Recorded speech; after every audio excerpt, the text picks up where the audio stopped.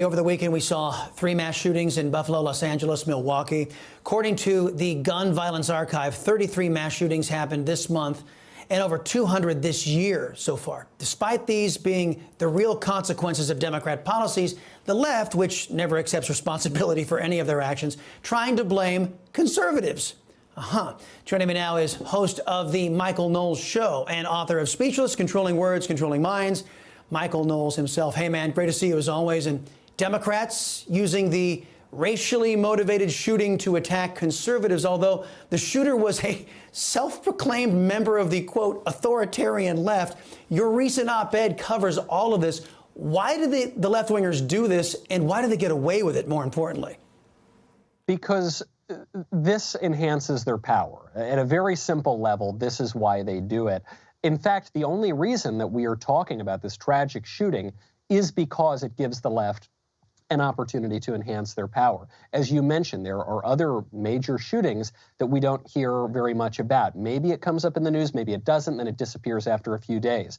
There is a reason why after the Waukesha massacre, when a black nationalist drove into a crowd of white people, we heard about it for a day or two, and then it disappeared, and Joe Biden said he was not going to go visit the victims' families because it would require too many presidential assets. Then just after this massacre in Buffalo, the president says, I'm going to be flying to Buffalo as soon as I possibly can. There's a reason why we haven't heard very much about the New York City subway shooting that occurred just a few weeks ago, in which over 20 people were shot or injured. The reason for that is it contradicts the media's narrative. My friend Megyn Kelly made a great point. She asked this question: can we not just mourn for 2 minutes before people try to score political points on this? And unfortunately, the answer is no, because the only reason that we are hearing about this at all and focusing on it at all in the media is so that the left can score political points. It's true. If the left wants to go into the shooter's manifesto, they can find evidence that he was on the right. But we can also go into the shooter's manifesto and find evidence that he was on the left. As you say, he describes himself as an authoritarian leftist. None of this is going to shed any light on the left-right political divide. It's not going to shine any light on conservatives or Democrats. The whole point is just to score cheap political points by the left. Yeah, and of course, none of us benefit from this whatsoever. Meantime, House Democrat leaders are renewing efforts to pass the Domestic Terrorism Prevention Act, which would create offices in the Justice Department, DHS, the FBI to focus on white supremacy and prosecute cases of what Democrats consider domestic terrorism. You know, like parents showing up opposing radical gov-ed curriculum. This should scare the hell out of anybody who values free speech, no? Of course, the left will never let a crisis go to waste, and so they will focus in on any incident that they can that will allow them to seize more power. That is what they are doing. That is what they have always done. That's what the Disinformation Governance Board is about, the Ministry of Truth that the left announced just a couple of weeks ago. That's what this new bill is about.